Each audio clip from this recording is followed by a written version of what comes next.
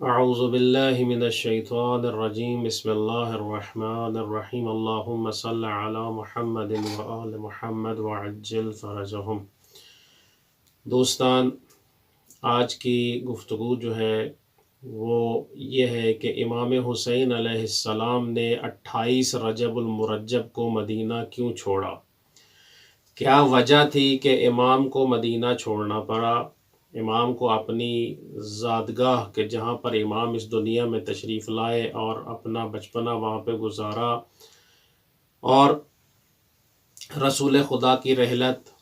مادر گرامی کی شہادت، امام علی علیہ السلام کی شہادت کے بعد جب دوبارہ مدینہ میں گئے تو وہاں مدینہ میں رہنے کے بعد کیا وجہ، کیا ایسا حادثہ پیش آیا کہ امام حسین علیہ السلام نے مدینہ کو چھوڑا؟ دوستو، اس کی تفصیل میں یہ عرض کرتا چلوں کہ 15 رجب اور مرجب کو جب معاویہ بن ابی سفیان کی اس دنیا سے رخصت ہوا، جب معاویہ بن ابی سفیان سن 60 ہجری 15 رجب کو، تو اس کے بعد اس کا بیٹا یزید ابن معاویہ جب خلافت پر آیا تو اس نے آتے ہی کام یہ کیا کہ تمام دیگر جتنے ممالک تھے ان سے اپنی بیعت کا سلسلہ شروع کیا۔ دوسرے ممالک سے اس کو بیعت کا اتنا خطرہ نہیں تھا، اس کو پتہ تھا کہ یہ لوگ جو ہیں جلد میری بیعت پر آمادہ ہو جائیں گے۔ سب سے زیادہ جو اس کو خطرہ تھا وہ یہ تھا کہ مدینہ میں جو رہنے والے ہیں بالاخص بنی ہاشم اور اس کے علاوہ چند افراد کے جو اس کی بیعت پر آمادہ نہیں ہوں گے، اس کے لیے اس نے اپنے والی مدینہ ولید بن عتبہ کو خط لکھا کہ اس خط میں اس نے کہا کہ جتنے بھی افراد ہیں یہاں پر ان سے میری بیعت کا مطالبہ کیا جائے، اور ان میں سے 3 افراد جو ہیں وہ بہت مہم ہیں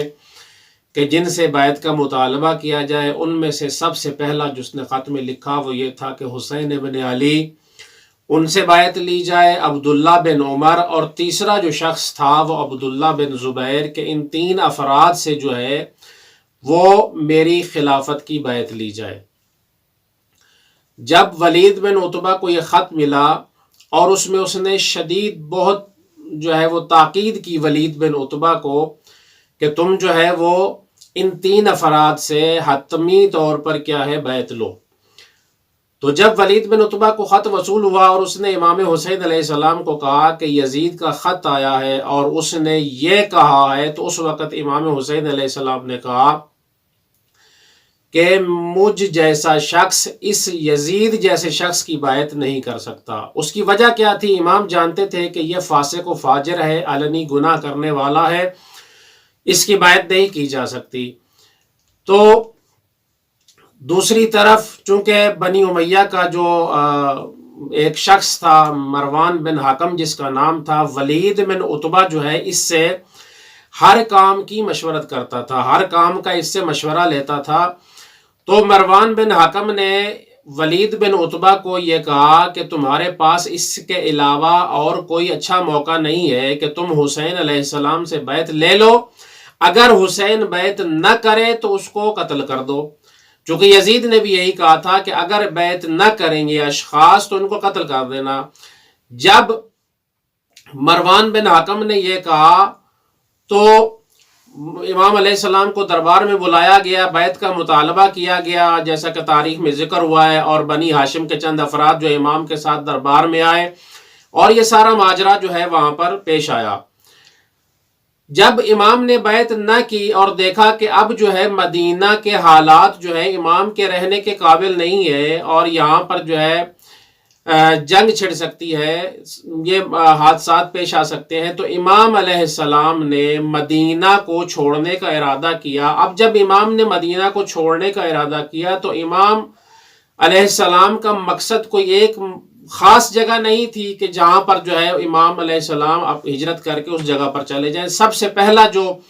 مقصد تھا امام حسین علیہ السلام کا مدینہ چھوڑنے کا وہ مکہ تھا۔ کیوں؟ کہ جیسا کہ قرآن کی آیت بھی ہے، سورہ آل عمران کی 97 نمبر آیت جو ہے وَمَن دَخَلَهُ كَانَ آمِنًا، کہ مکہ شہر جو ہے امن شہر ہے، اس لیے کیا ہے اس کی طرف امام نے اپنی جو ہجرت کا وہ ارادہ کیا. یعنی مدینہ سے سب سے پہلے جو امام 28 رجب کو، یعنی 28 رجب کا دن اور 29 رجب کی رات، یعنی شب 29 رجب جو ہے امام مدینہ سے مکہ کی طرف جو ہے وہ ہجرت کی سن 60 ہجری میں. یہ اسی سال ہجرت کی جس سال معاویہ جو ہے اس دنیا سے گیا اور اس کا بیٹا یزید جو ہے اس خلافت پر آیا، اور اس کو ابھی خلافت پر آئے ہوئے چند دن نہیں گزرے تھے کہ امام کو مدینہ چھوڑنا پڑا. 5 دن کی مسافت کے بعد 3 شعبان کو سن 60 ہجری 3 شعبان کو امام حسین علیہ السلام مکہ میں داخل ہوئے، اور 3 شعبان سے لے کر 8 ذی الحجہ سن 60 ہجری تک امام حسین علیہ السلام مکہ میں قیام پذیر رہے. اور جب چونکہ یہ ایک حج کا موسم تھا، لوگ دوسرے شہروں سے جو ہے دوسرے علاقوں سے حج کے لیے آتے تھے. جب ان کو پتہ چلا کہ حسین ابن علی جو ہے وہ مکہ میں آئے ہوئے ہیں تو جوک در جوک لوگ جو ہیں ان کے استقبال کے لیے اور ان سے ملنے کے لیے آ رہے تھے. اور ادھر سے عبداللہ بن زبیر جو مکہ میں مقیم تھا اور اس کو پتہ تھا، وہ یہ چاہتا تھا کہ لوگ جو ہے میری بیعت کریں مکہ میں. تو جب اس نے یہ دیکھا کہ لوگ اس کی طرف نہیں آ رہے بلکہ رغبت زیادہ کیا ہے امام حسین علیہ السلام کی طرف ہو رہی ہے، تو یہ بھی ایک سلسلہ تھا مکہ کو چھوڑنے کا، امام حسین علیہ السلام کا مکہ کو چھوڑ کے دوسری شہر کی طرف جانے کا. تو امام نے مدینہ صرف اس لیے چھوڑا تھا، ایک تو یہ کہ دستگاہ حکومت جو تھی، خلافت یزید جو تھی، وہ امام کو قتل کروانا چاہتی تھی اور امام نہیں چاہتے تھے کہ ایسا کچھ ہو، اور ایک جو ہے قیام اس کے خلاف جو ہے وہ یہاں آمادہ ہو اور جنگ آمادہ ہو.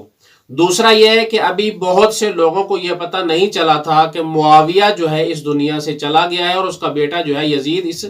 تخت پر آ چکا ہے، باپ کی خلافت کو سنبھال چکا ہے. تو امام نے اس لیے جو ہے مدینہ کو چھوڑ کے مکہ جانے کا ارادہ کیا. اور جیسا کہ حدیث میں بھی ہے کہ امام نے کہا تھا کہ میں اس لیے جو ہے مدینہ چھوڑ رہا ہوں کہ اپنے جد رسول اللہ صلی اللہ علیہ وآلہ وسلم کی دین کو بچا سکوں اور امر بالمعروف اور نہی عن منکر کر سکوں. ہاں دوستو، یہی وجہ تھی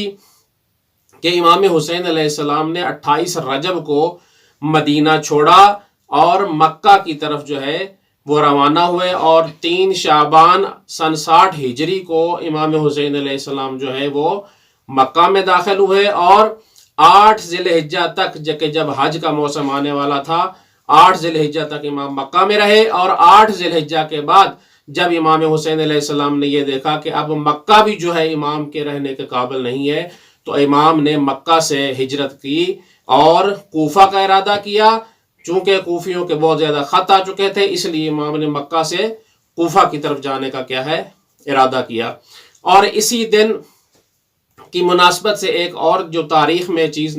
جو روایات میں آئی ہے وہ یہ ہے کہ سب سے پہلے